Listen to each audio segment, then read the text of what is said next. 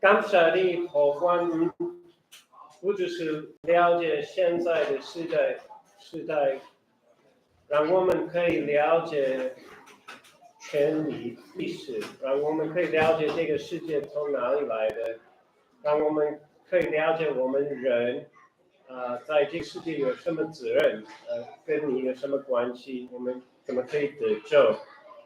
感谢你关心我们，让先知写下来所有重要的历史，奉靠耶稣基督的名字，阿门。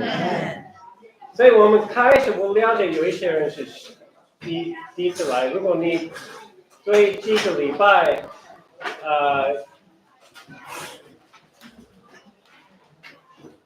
有参加，我会问你们一些问题。你还记得什么样？上个礼拜，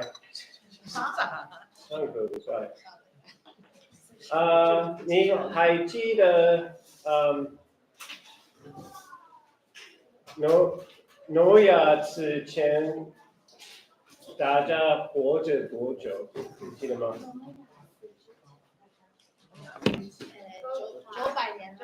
？900年。然后你有没有记得差不多多少年从亚当到挪亚那个时间吗？多少年？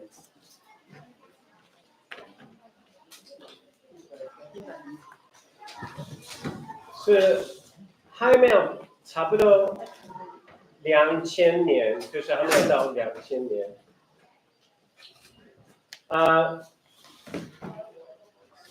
你记得人从哪里开始去全世界？是非洲吗？从哪里离开去全世界？科学课本会说是从非洲，其实不是，是从哪里？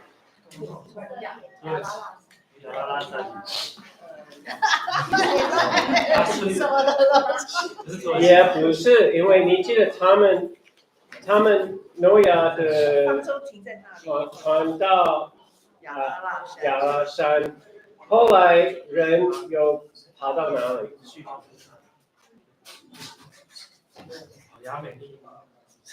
巴比伦那边，那个时候叫 Sumeria。美索不达米亚。对。然后你记得巴别塔在哪里？伊拉克就是，所以我们上次看到有历史说 Alexander the Great tore down the remainder of the Tower of Babel. 上次有说到亚历山大大帝，他把那个巴别塔拆下来。He wanted to rebuild it, but he died. 然后重建巴别塔，但他死了。Do you remember？ 大家记得这是谁？应该是差不多是谁？如果这是巴别塔，这是谁 ？Nimrod， 对。尼木他后来是谁拜他？好像是一个神，他们最高的偶像。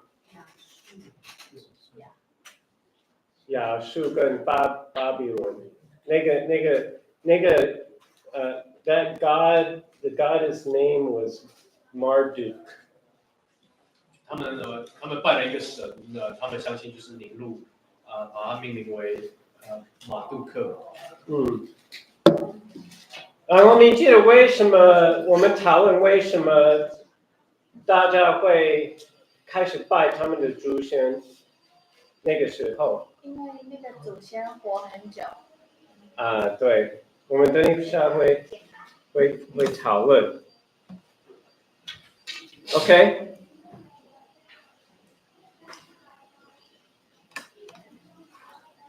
所以巴别塔之前人有几个语言？一个而已。这是说当然，因为是挪亚有一个语言，然后他的巴别塔是他的是嘎达森的囝 ，was it great grandson？ 4代吧，差不多4代后，4代，所以他们都有一样的语言。然后如果你看他们生生一个孩子，那个儿子是哥哥，然后他们一直在生其他的孩子。圣经没有说多少孩子，因为他们活着几百年。可是所有其他的孩子是对他们的哥哥，他们的哥哥是那个时代的领袖，所以圣经没有讲所有的孩子，可是讲那个长子，对，所以这个this map is a map of some of the languages in East Asia， 就是这个地图是在所有东亚里面的语言，就是南岛语言，所所以我们台湾有好几种的南岛语言，然后大家以为以后南岛人从台湾到那个 Madagascar 还是到夏威New Zealand 这样子出来，他们的语言跟中文很不一样。然后这个也可以看有好几种的在这边现在的语言，日语跟韩国话跟现在的北京话很不一样。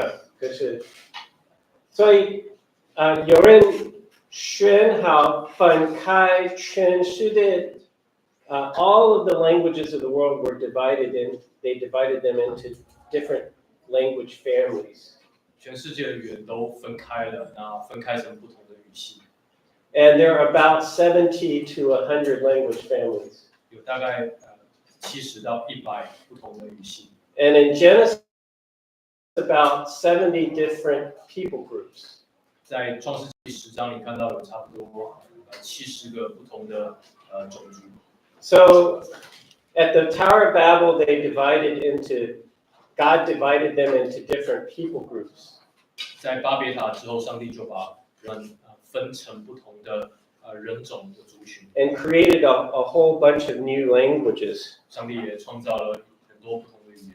我们现在来看创世纪11章第10节到32节。那刚刚牧师问的那个在挪亚之后第几代才有巴别塔，然后人才分开。那个你们可以从第10章的第25节找到那个线索。就你看到10章25节说，希伯生2个儿子，一个名叫法勒，因为那时人就分地居住，所以在讲的就是他们分开。那所以从挪亚一直到那个法勒是4代 4 generations 这样子。应该没错，我算的是4代。对的 ，I have it up here。我们后面可以看到，经文根据就是10章的25节。所以法勒是巴别塔发生的事情的时候就出生，那一年出生的。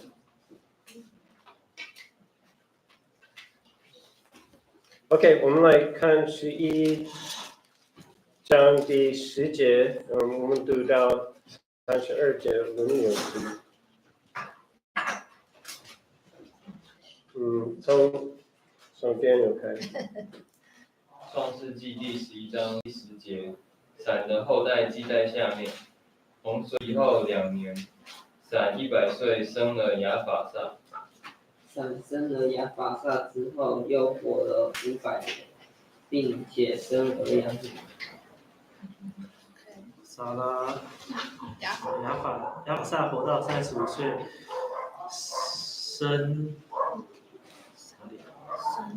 生了撒拉雅。亚法萨生撒拉之后，又活了403年，并且生儿养女。莎拉活到30岁，生了希伯。撒拉生希伯之后，又活了403年，并且生儿养女。希伯活到34岁，就生了法勒。希伯生法勒以后，又活了430年，并且生了其他的儿女。送完了，好，麻烦你，18节。法勒活到30岁，生了拉乌。法勒生拉乌之后，又活了209年，并且生了养女。拉乌活到32岁，生了希路。拉乌生希路之后，又活了207年，并且生儿养女。希路活到30岁，生了纳赫。希路生纳赫之后，又活了200年，并且生儿养女。拿赫活到29岁，生了他拉。拿赫生他拉之后，又活了119年，并且生儿养女。他拉活到70岁，生了亚伯兰、拿赫、他兰。以下是他拉的后代：他拉生亚伯兰、拿赫和哈兰，哈兰生罗德。哈兰死在哈兰生罗德。哈兰死在他家的父亲。撒拉不生育，没有孩子。哈拉带着他儿子亚伯兰和他孙子哈兰的儿子罗德，并他儿父亚伯兰的妻子撒来出了加勒底的乌尔，要往迦南地去。他们走到哈兰，就住在那里。哈拉共活了205岁，就死在哈兰。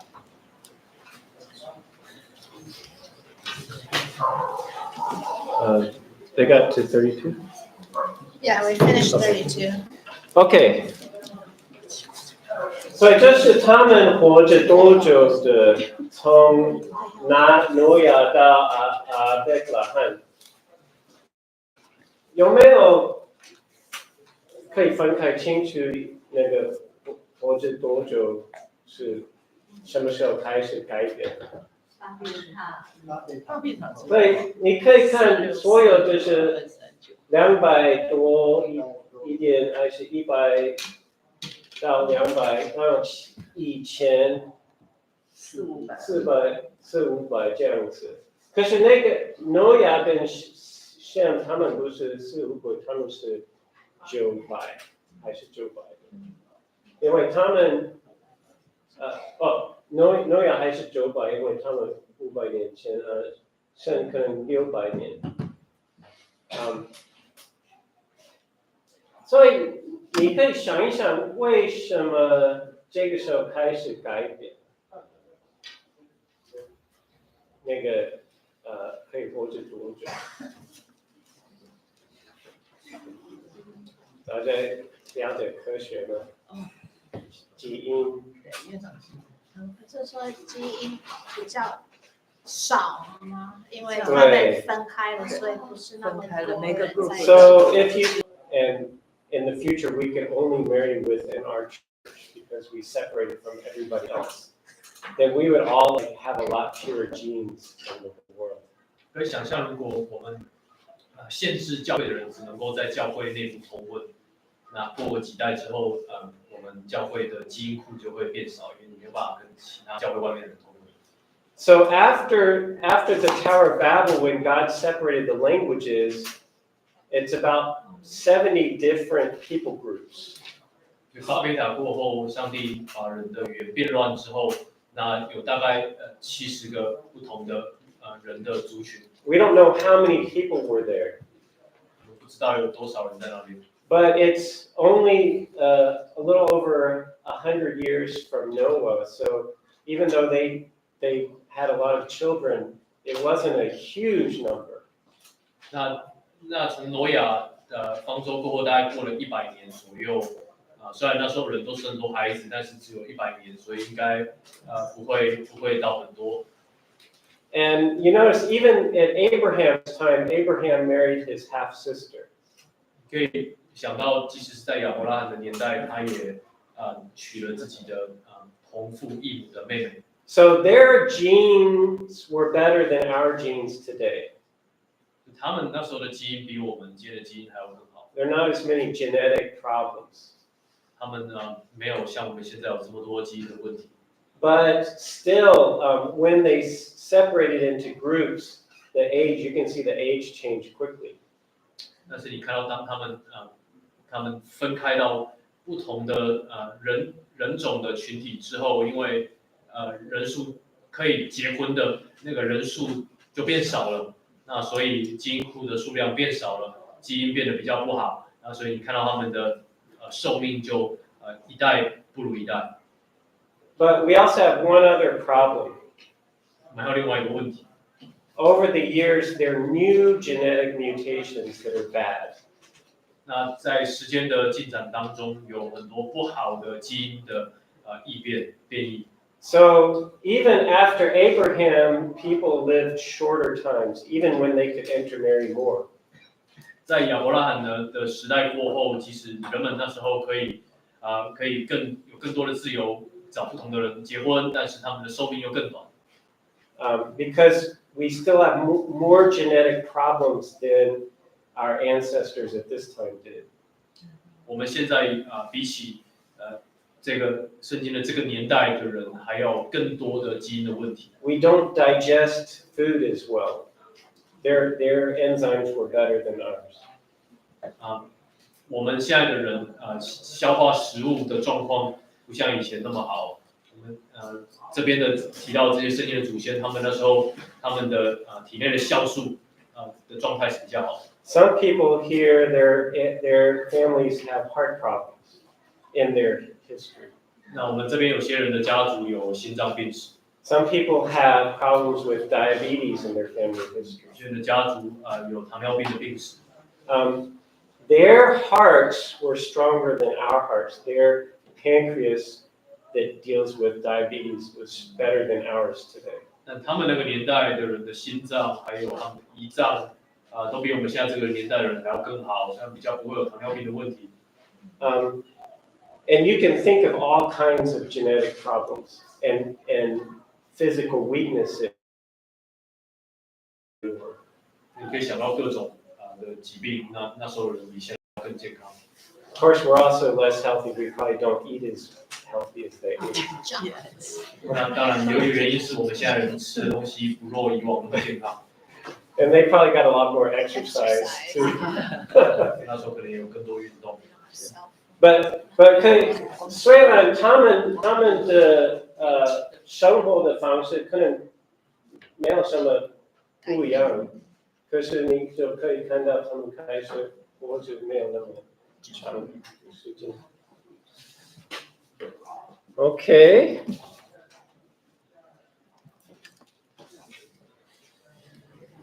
所以我们可以看那个时间，就是亚当，我们第一个祖先，上帝创造他，他们还没有犯罪的时候，然后如果你看，好像我们刚刚看，一个爸爸几岁生他的儿子，然后活着多久，他的儿子几岁生孙子，然后活着多久，你可以开始选好是多久的时间，然后你可以看那个黄色是他多久在生他的儿子，他多久在生这样子。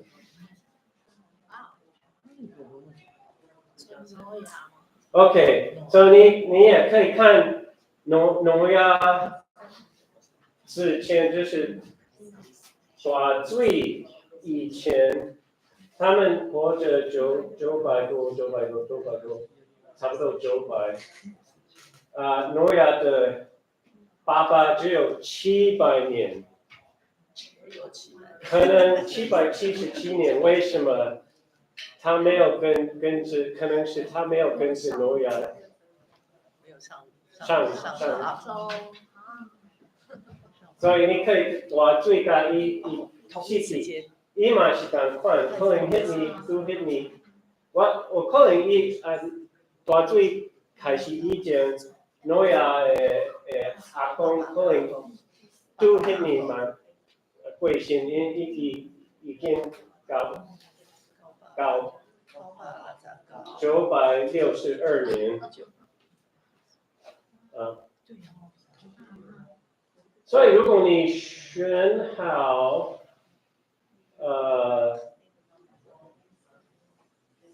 就是还没有到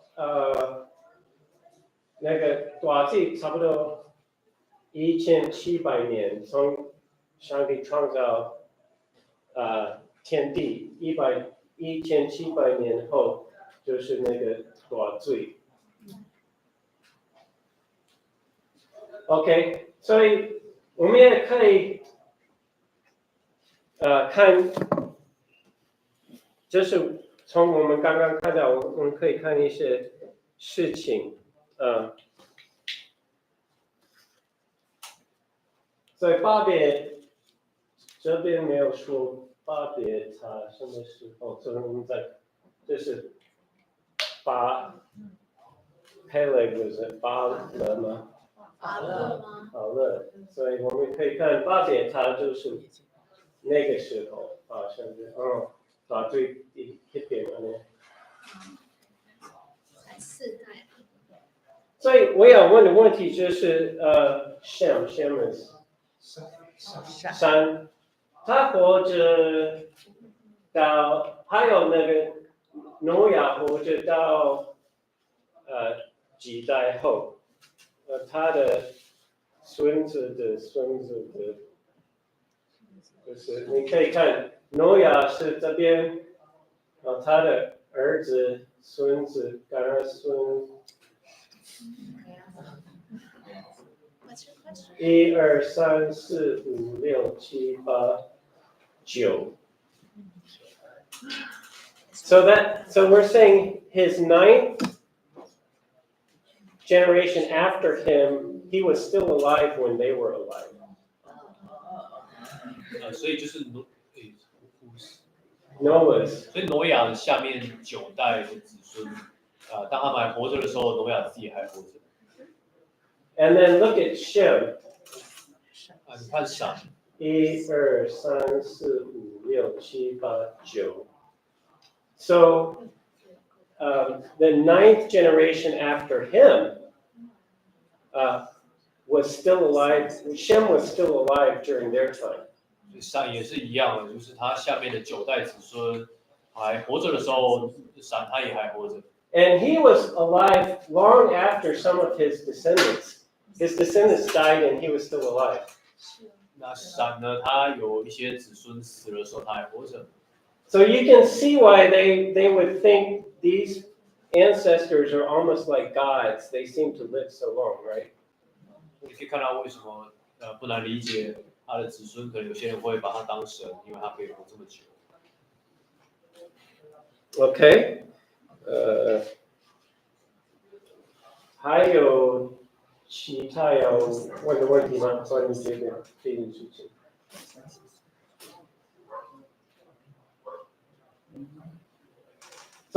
所有这些事情是在圣经里面，可是我们常常读过，没有思考一下，来看很多名字，然后觉得没有办法，就跳过那个。可是有很多 ，you can learn a lot of information if you think about what God told us. 所以你从这些名字你可以看到很多的资讯，上帝要让我们知道。Okay, so this is Abraham, Isaac, and Jacob, the last 3 here. 亚伯拉罕、以撒、雅各，他们最后面这几个。We usually think about his Jacob, that era, and we kind of have an idea of for our own time were they? 所以如果你去看现代历史有一些资讯的话，通常是可以从亚伯拉罕、以赛亚各那边追溯到这样，所以你可以多少知道说亚伯拉罕的年代、以赛亚各年代距离我们大概多久。But it wasn't actually so long before that the flood came, and it wasn't so long before the creation happened. 那事实上，洪水跟世界被造的时候，其实也没有那么久以前。It's very different from what you learn in schools. 跟你在学校学的不一 So 样。this is what the Bible. 这是圣经教导。We don't know like what part of the year someone was born. One of these generations, we don't know what. 所以这些人，我们当然不知道他们实际是在哪一年出生的。What part of the year? What in December or January? 我们可以知道他们在哪一年，因为有这些年代，但是到底是几月，我们不知道。So if you think about all of them were born in December, that gives a little extra time in your calculation. Maybe it could be 100 years extra, depending on which time of the year they were born. 所以，那你如果假设他们都是在12月生的，就可以有一个比较概率的计算。Because you're only saying they were born this year, but actually it's an extra 11 months of time that you don't account for. 但就是说你不知道他在哪一个月出生的这样所以有时候你的假设可能会多11个月，也不一定。So if we say when Shem was 500 years, if we say when, I'll use a general name. If we say Bob was 500 years old, and then he had his son John. 如果我们假设说 Bob 这个人他在500岁的那一年，他生的儿子叫 John。If he had John on the same date as his own birthday, that's exact year, amount of years. But it could be 500 years and 11 months that he had John. 所以如果他的儿子出生的那一天刚好是爸爸出生的那一天，那你就可以说，他真的是在500岁的那一年生了儿子。但是如果说他是在他500岁的那一年的第11个月，那当然他就不是差整整500岁，而是多一点。500岁11月，11个月。And if you could add every generation an extra 11 months, it will make a few years, but it's not that much different. 但就算有这一些，因为出生在哪一个月不确定带来的差异，其实也没有那么大的差异这样。So we can be pretty sure the exact amount of years that these things happen. 所以我们可以对于到底这些先祖他们中间发生的这些事情过了多久，我们可以有蛮精确的判断，因为圣经给了这些数字。Okay, here's a picture from the creation to when Jesus came and died on the cross. This is a timeline from when the creation happened to when Jesus died on the cross. 这个时间表呢，就是从创世的那一天，一直到耶稣死在十字架上。So this is also the timeline of the Old Testament. 那这也是整个旧约的时间表。So this is the creation. 这里是创造。And when did God create Adam? Which day of creation? 上帝是在哪一天创造亚当呢？第6天. Okay. And then this is the flood. 这个是洪水。And it's about 1,656 years afterwards. 所以从创世一直到大洪水中间过了大概1656。But you notice what they do up on the top. They actually give BC, how long ago it was. 那你留意到它上面的那个年后面，它都写了 BC。It's because they can look at parts of the Bible and calculate backwards from the modern dating and see how long beforehand it happened. 那之所以会这样，是因为他们可以对照圣经，然后看到说这些事件是在多久以前发生的，然后就给他一个数字。Okay, so this was the flood, and this was when Abraham left Mesopotamia to go towards Canaan. 所以大洪水，然后下一个是亚伯拉罕他离开乌尔。So it's about 1900 BC. 所以大概是1921年。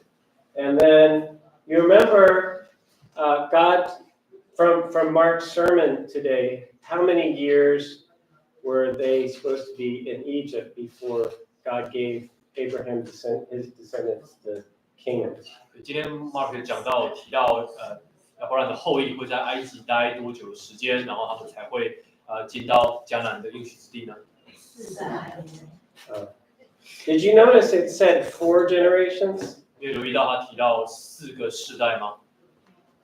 Does that sound strange? Because 400 years, 4 generations? 听起来会很奇怪，一个世代100年这样。Which year was Abraham's son Isaac born?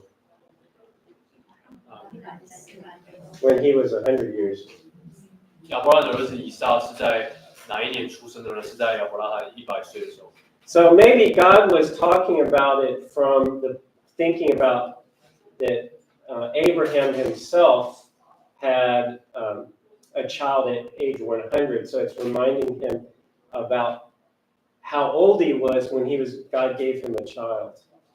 所以有可能上帝是要提醒亚伯拉罕，他在100岁的时候，上帝给他儿子。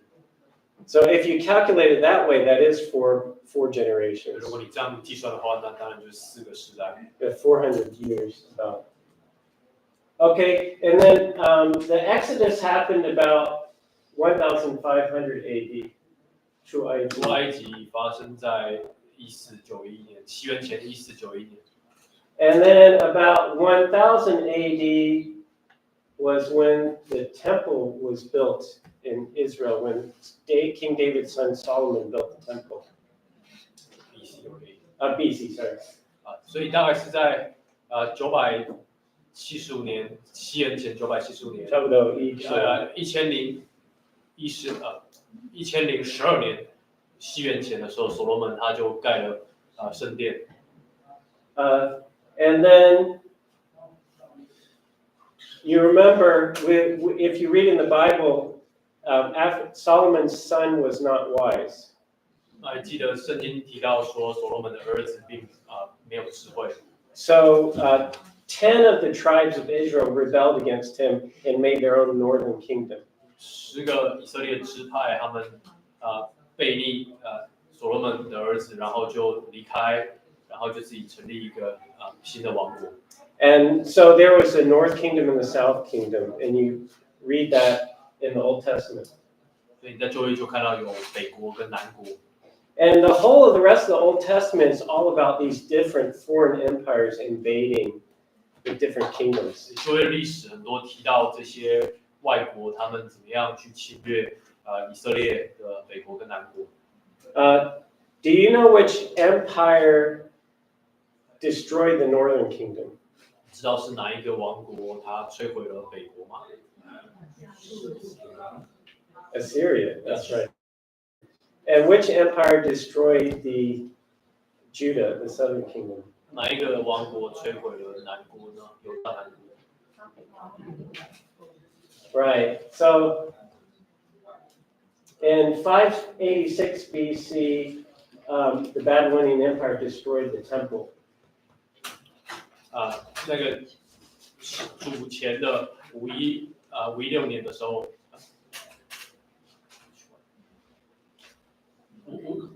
586 BC. 在586年的时候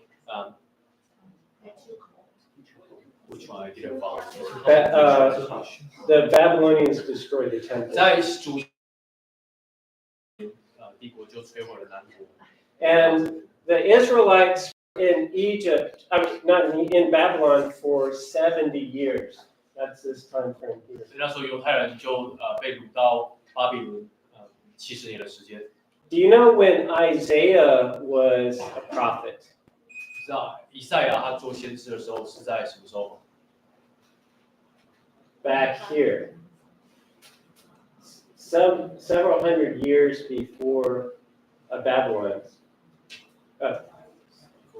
Before Babylon. Isaiah was during the Assyrian Empire. So several hundred years earlier, Isaiah prophesied that there was an empire that would let the Jews come out of Babylon. 所以以赛亚先知呢是在几百年前预言巴比伦会把犹太人掳到巴比伦。And he named the king of that new empire that didn't even exist. 那他那时候甚至在他的约里面就有提到那时候一个王的名字，那个王国那时候也还没有存在。It's the first emperor of the Persian Empire, named Cyrus. 是大流士，就是那时候波斯帝国的第一个王。So even before this happened, they knew it would be 70 years before they could come back. 所以在这个犹太人被掳之前，他就在预言里头预言到他们会被掳70年的时间。And you'll see a lot of different prophets in the Old Testament or during this time after they came back. Some of the prophets are during the time after they came back. 你会看到在旧约有很多的先知，是在犹太人被掳回归之后，写下这些预言。And then before Jesus came, there were 400 years where God sent no prophets. 那在耶稣降生之前有400年的时间，上帝没有差派任何的先知。So the last book of the Old Testament is 400 years before the New Testament. 旧约的最后一卷书，是在新约开始前的400年写的。What's your question? So can you point at where Isaiah is Isaiah is this is not a very detailed map, but that's when the temple. Isaiah is about here. 以赛亚先知是差不多那个时候。那我们最近要读 Amos 跟 Hosea 是在哪？ That's before Isaiah. 差不多那个时候。That's before. 所以那些都会是在南北国分裂之后，然后北国被灭之前这样。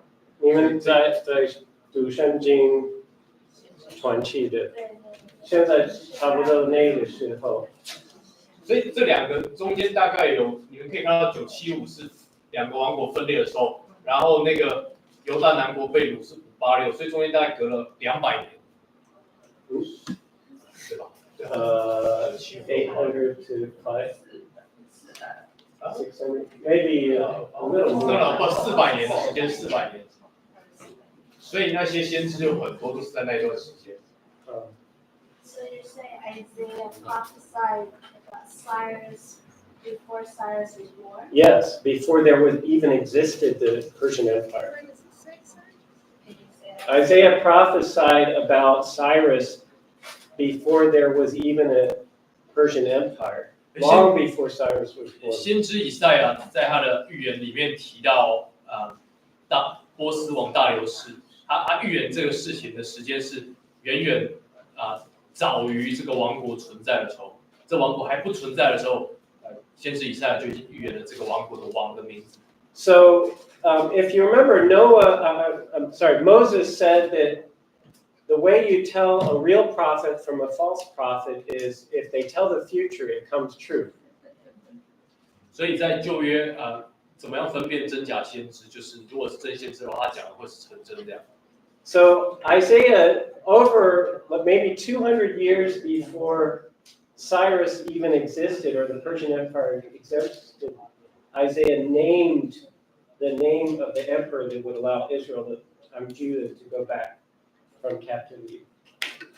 所以大概在波斯王国存在以前的大概200年左右，先知以赛亚就已经预言了这个波斯王国的王的名字，然后预言说上帝会透过这个波斯王帮助犹太人回归他们的故土。All of these names you can find in the archaeological record outside of the Bible.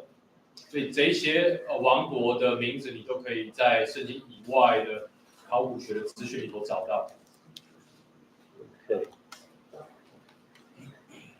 So I put this. You can see what happened before in the BC era until Jesus, and then you can see what happened in East Asia. 所以这边是一个对照，你可以看到在圣经的历史里面，在主前发生了哪一些事件，然后同一时间，在东亚那边也发生什么事情。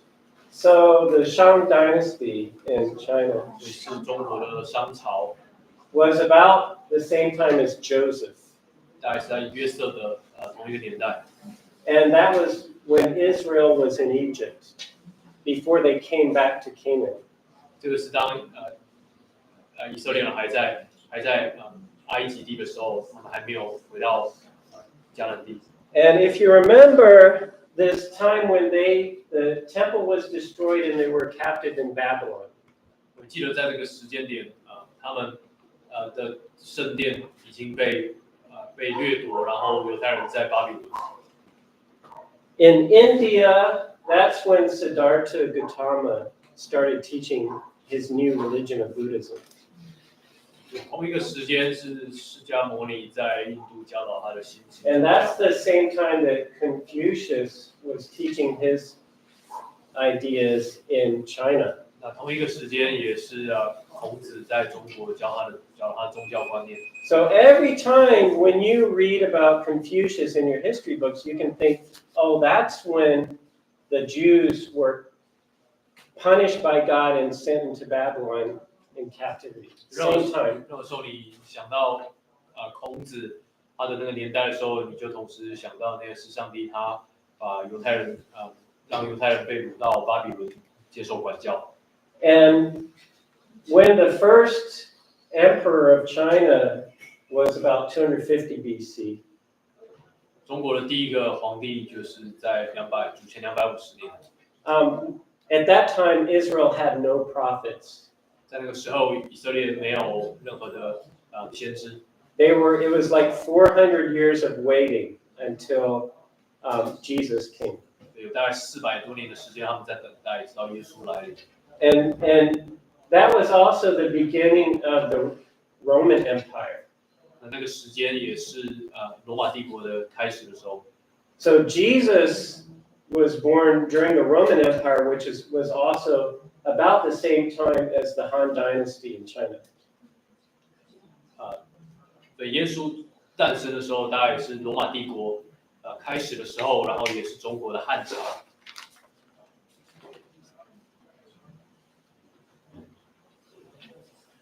Okay. Do you remember last time we talked about you can see each generation from father to son, there's a little genetic mutation on the Y chromosome. 上次我们有提到，每一个世代从爸爸传承到儿子的时候，那个 Y 染色体都会有一点异变。If you are a woman, you have 2 X chromosomes in every cell of your body. 如果你是个女人的话，你的每一个细胞都会有2个 X 的染色体。So you receive 1 X from your father and 1 X from your mother. 从你的爸爸得到一个 X 染色体，然后从妈妈得到另外一个 X 染色体。If you're a man, you have 1 X and 1 Y chromosome. 如果你是男人的话，你会有一个 X， 然后另外一个 Y 的染色体。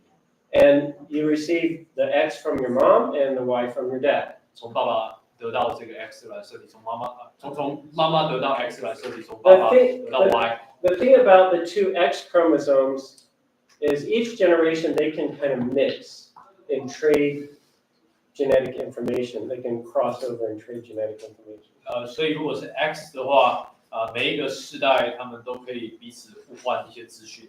But the X and the Y cannot trade information. 但 X 跟 Y 在一起，它是不能够交换资讯。So the Y just gets passed down, and the only change that happens is from a mutation each generation. 所以 Y 染色体就是直接的传承到下一代，那唯一会改变的就是它会有一些变异。And you can calculate how many mutations happen each generation. 那你可以计算，每一个世代 Y 传承下来会有多少的变异。And you can then research backwards in time. 那你可以研究看说，把它往上追溯会发现什么。So Pastor Mark and me, you can compare our Y chromosomes. 所以 Mark 牧师跟 Joe 牧师，你们可以比较我们的 Y 染色体 and see how many differences there are. 可以比较有多少差异。And if there's a certain amount of change every generation, you can see how far back we have to go to share an ancestor. 那你可以通过这些变异，再进一步研究说要隔几代往上追溯几代才能够到我们共同的祖先。And there's a man who got his PhD from Harvard who's been researching the Y chromosomes of every people group around the world. 有一个男人，他从哈佛大学得到博士学位，他就是在研究每一个人群每一个人种的族群他们的 Y 染色体。And he's able to trace back to Shem, Ham, and Japheth, Noah's 3 sons. 他也真的能够把这些 Y 染色体一直追溯到闪和亚伯。Because you can see if 2 Y chromosomes are the same generation or they're the next generation. You can see that. 那根据他的研究，就是可以看到这些 Y 染色体是同一个世代的，还是上一个世代。So he can see every male Y chromosome in the world and see certain ones grouped together. They have a closer ancestor. 所以他可以看到说哪一些族群是比较接近的，有共同的祖先。And he also has the timing developed of how many generations, how long that happens. 他也研究出是可以追溯到几代以前，然后多少的时间。So he could measure your Y chromosome and say, oh, you're probably a descendant of which person in Genesis 10. 所以有可能他可以看到你的 Y 染色体，然后就跟你说你的祖先大概是创世纪第10章的哪一个祖先从那边传承下来。And then also from, are you from Shem or Ham or Japheth? 甚至可以帮助你看到你是从闪哈还是亚伯来的。So this is from his research. 这是他的研究。He found these different Y chromosome types, the O1A, O1B, O1B2, O2. 所以他在这边就让你看到他研究几个Y 染色体的类别。And they're all from Shem. 都是从闪来的。He's thinking they're all from Shem. These Y chromosome types. And they are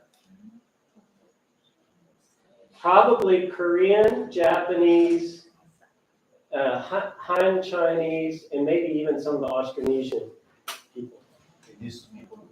Yes. Yes. 所以他的研究就是说，这圈起来的这些人，他们呢其实是在亚洲的南岛语系的人啊，或者是韩国人、日本人、汉人，那他们有可能都是从陕那边来的。Unexpected, huh? 预料之外。Remember last time we talked about that because the Arabic word for China was the same word as a group in Ham, that people used to think the Chinese were from Ham. 记得上次我们有提到说，在阿拉伯语里面，他们称呼中国人的那个字，跟创世纪第10章的那个家谱里面的叫 Sini，是一样的字，所以他们就认为说，中国人应该是韩的后代。But it looks like from this Y chromosome, I mean, the language use of who they call a people group is just from their culture. It doesn't mean they really know. But the Y chromosome, he's saying, seems to go back to Shem of the East Asians. 那如果你是用创世纪的那些名字来推断现在的这些人种族群是出自哪一个祖先，这比较不可靠，因为那个就是文化的一些资讯，其实我们也不一定都知道那些名字背后代表什么。但这个人他是用这种基因遗传学的知识来研究，所以他推论这比较可能是从善。But you notice, we know that the Koreans and Japanese look different. 那我们知道，韩国人跟日本人其实看起来不一样。And the Austronesian peoples and the Chinese look different. 南岛语系的人跟中国人看起来不一样。There are a lot of other genes that are not in the Y chromosome. 有很多其他的基因没有在这个 Y 染色体。So, for example, if you had a 400 years ago, you had a Dutch sailor move to Taiwan. 如果比方说在400年前有一个荷兰的水手搬到台湾 And if he married someone in Taiwan and he had a lot of sons, 他娶了一个台湾人，然后有很多儿子， and that somehow they always had a lot more sons than anybody else. Every generation had a lot of sons. 那他们每一个世代都有很多儿子，比其他人还要多。At some point, maybe almost all the Y chromosomes in Taiwan would be from that Dutch person. 所以在那种情况下，台湾很多男人的 Y 染色体都会是从这个荷兰的男人而来。But no one would look like a Dutch person. 但不会有人长得像荷兰人。Because all the other genes come from other people. 因为其他的基因是从其他人来的。Well, so what I'm saying is, the Austronesians could share the same Y chromosome as the Chinese, but they can look very different because it goes way, way back. It's not that they're like the same ethnic group. 因为华人跟南岛语系的人的后代也有可能会有一样的 Y 染色体，但他们仍然长得不一样，因为他们有很多其他的基因。So, but you can still track usually the descendant from the oldest son, the son, the son, and the son. You can kind of track cultures that way, and also you can track it with language. 那你还是可以通过文化还有语言来追溯。But the problem with tracking languages, for example, Taiwan, most people speak Mandarin, but their ancestors did not speak Mandarin. 但用语言来追溯会有个问题，就是说在台湾人虽然大部分人都讲华语，但是大部分我们的祖先大部分是不讲华语。So this genetics guy does research on the languages plus the Y chromosome genetics all around the world of different people groups. 所以这个学者他研究的方向，就是透过语言，还有透过全世界不同的人种的族群的 Y 染色体来研究。And he also does research on the oral stories that are passed down many, many generations in different cultures. 那他也去研究很多不同文化，他们口耳相传留下来的一些故事传说。Now this is a book that collected a lot of oral stories passed down in American Indian cultures of different tribes in North and South America. 所以这本书呢，它是集结了很多从南美洲、北美洲的这些印第安的族群，他们口耳相传留下来的故事。And it's from before he's from before the Europeans came to teach them about the Bible. 那这些故事流传的年代是早在欧洲人去到北美、南美教导他们圣经以前留下来的故事。And these stories, so many of them about Noah's flood. 那这些故事呢，你记得流传下这些故事的族群，他们那时候还没有听过圣经，但是他们流传下来的故事有很多都跟圣经里面的挪亚大洪水是很接近的。And same with the Austronesian peoples have flood stories. All kinds of cultures around the world have. 南岛语系的民族，还有很多其他世界各地的民族都有流传类似的这种挪亚大洪水的故事。It's because they spread out from Babel and they still had a memory of what happened. 那为什么会这样呢？这是因为当巴别塔之后人们被分散到各地，他们仍然带有这些对于大洪水的记忆，然后带着这样的记忆，他们四散到各地。Now Abraham's people did not leave the middle Mesopotamia. His ancestors stayed in Mesopotamia. 亚伯拉罕的祖先呢，他并没有离开美索不达米亚，他们是留在那边。The city of is not too far away from the tower where the Tower of Babel was. 亚伯拉罕原本住的那个地方叫乌尔，离巴别塔并没有太远。So what we read about is how Abraham's father moved his family away and settled in a town way up north, what he called after his son that died there, Haran. 所以那时候what we just read. What we just read in Genesis 11.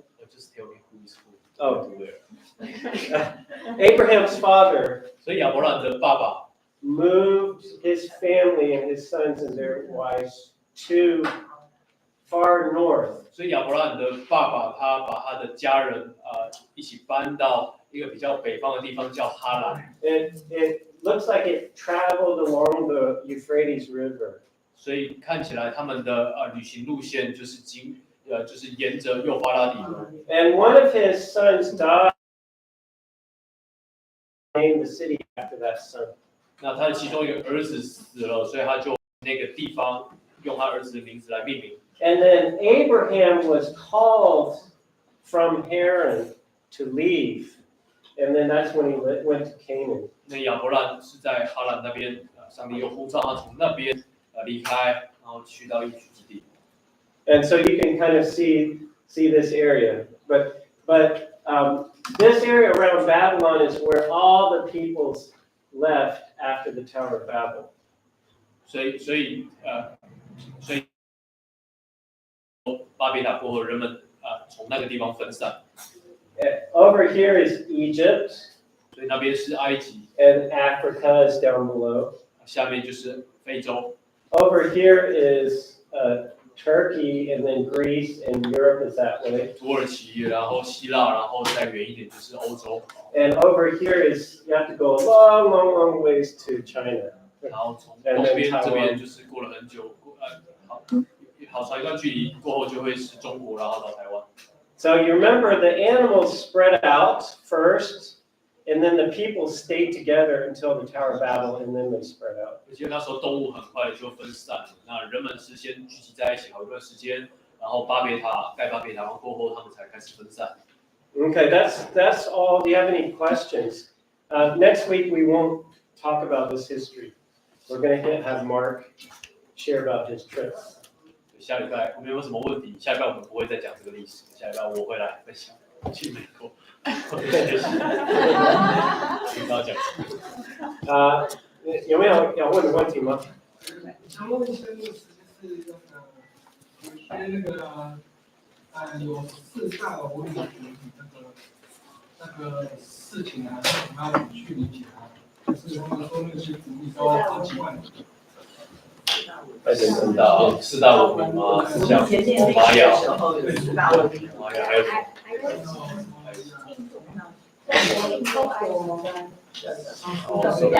So in our history, history textbooks, we read about the four world civilization.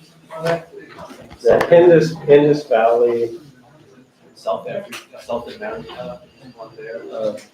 So how do we understand those? So you notice in the civilizations around the world, they all built pyramids. 所以留意到这些古代文明，他们有一个共同点，就是他们都会盖类似像金字塔的建筑物。It was all modeled on the Tower of Babel. 所以为什么会这样呢？其实都是学巴别塔的。So the people, when they separated, they took those ideas with them. 所以当这些人分散的时候，他们还是死性不改的，就他们还是带着这样子的想法，想要去盖塔。Another thing is you can see some religious practices that were taken. 那你可以留意他们那边有什么宗教活动。A lot of places they would take in the New Testament they call it pharmakia. They would take these drugs that would make them have visions, and they would meet demons basically and worship those demons. 他们四散到各地之后，他们会有类似的一种文化宗教的活动，就是他们会做一种药，然后吃了之后产生幻觉，然后开始搅鬼。And the demons would tell them to sacrifice human beings. 然后魔鬼就会告诉他们要把人献祭。And a lot of these cultures had human sacrifice. 所以很多这些文化里面都有献人为祭。And even remember, Mark was reading today that the sins of the Amorites had not reached their full measure. 今天我们的经文讲到经文有提到亚摩利人还没有罪恶满盈。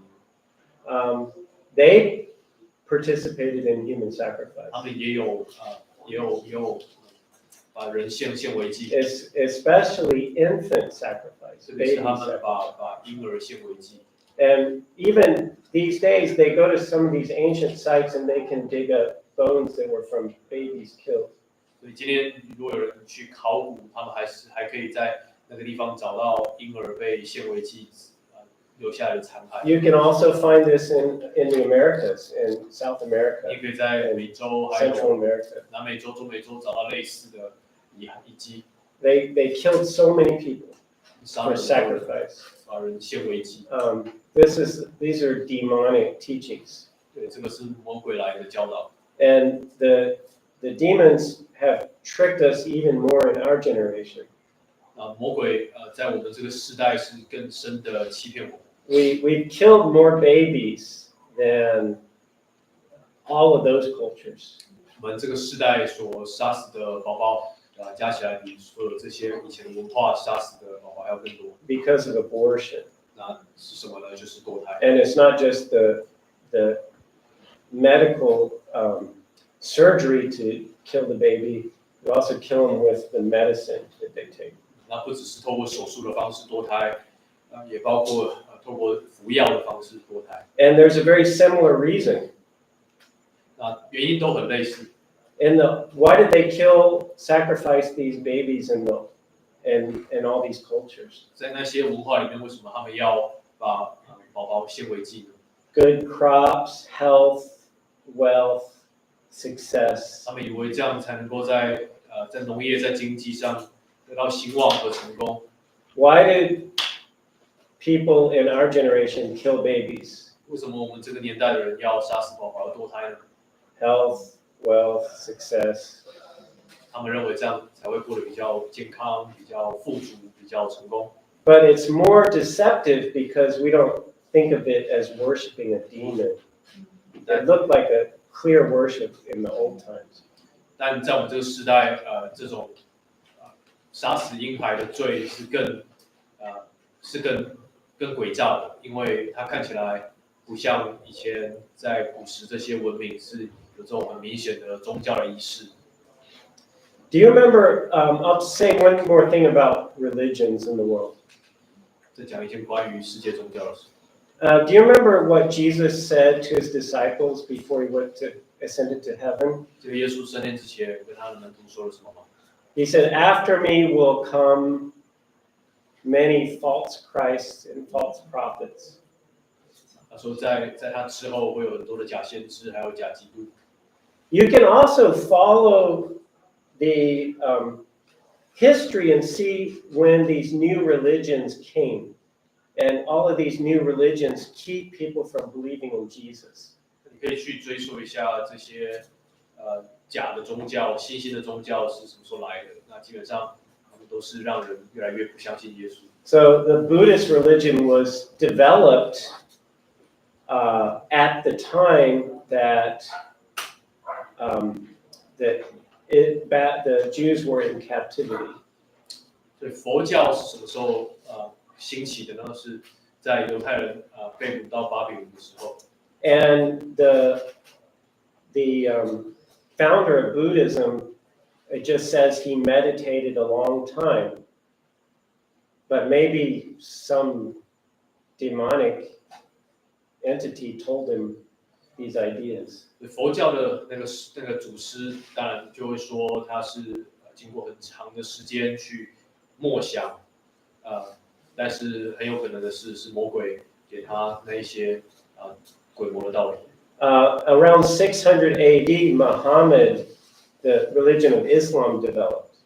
大概在西元600主后600年的时候，穆罕默德就开始设立伊斯兰教。What did he say happened to him? 他说他经历了什么呢？ He says he met an angel. 说他遇见了天使。Satan masquerades as an angel of light. 圣经告诉我们说，撒旦他会化妆成光明的天使。And that new religion conquered a lot of areas where there was Christian witness and killed all the Christians. 伊斯兰教兴起之后，他们的势力庞大，他们就侵略了、占领了很多是基督徒居住的地方，杀了很多基督徒。And to this day, it's very hard to share the gospel with people from the idea of Islam. It blinds them to receive the 直到 gospel. 今天，你要跟那些相信伊斯兰教的人传福音是很难的，他们是心盲眼瞎的。Why are the Hakka so resistant to Christianity? 为什么客家人对于基督信仰是这么的抵挡？ They worship their ancestors. 因为他 They're 们 strong. 强烈的敬拜他们的祖先。Where did worshiping the ancestors come from? 对祖先的崇拜这样子的文化是哪里来的 Maybe developed from Confucian teaching is one area. 有可能其中一方面是从孔子的教导来的。That's why the Koreans murdered the first missionaries to Korea, because they thought if you stop worshiping ancestors, you're rebelling against the king. So they killed all the Christians in Korea when they first started. 所以这是为什么韩国人他们杀死了第一个到韩国宣教的宣教师，因为他们认为说，如果宣教师传福音给人，人信主了，人就不会再敬拜自己的祖先，那这也是对他们的国王的不忠，所以就逼迫。So going back to our first class, Genesis 3:15. 所以我们回顾到最一开始谈到的创世纪的3章15节。What does God say will happen in all of history in Genesis 3:15? 上帝在创世纪3章15节告诉我们，在全世界的历史会发生什么事情。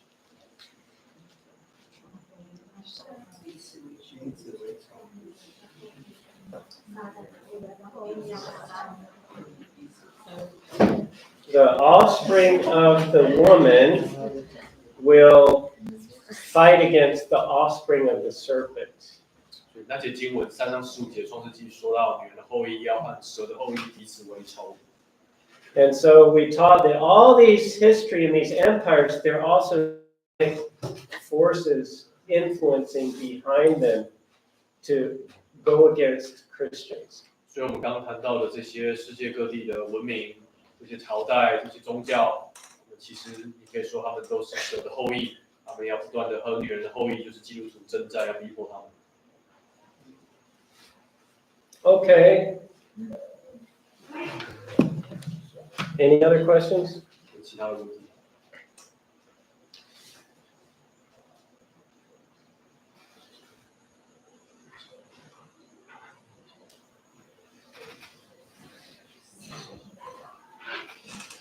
Okay, we can close in prayer. 谁要结束祷告？了解。